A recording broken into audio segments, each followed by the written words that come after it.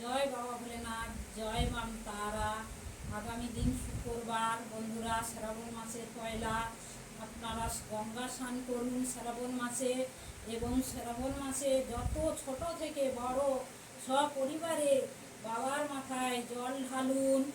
যত যে রোগ ব্যাধি ব্যথা বেদনা, ব্যবসা বাণিজ্য, প্রেমিক প্রেমিকা, যাদের যত সমস্যা আছে সব সমস্যার সমাধান করবে বাবা।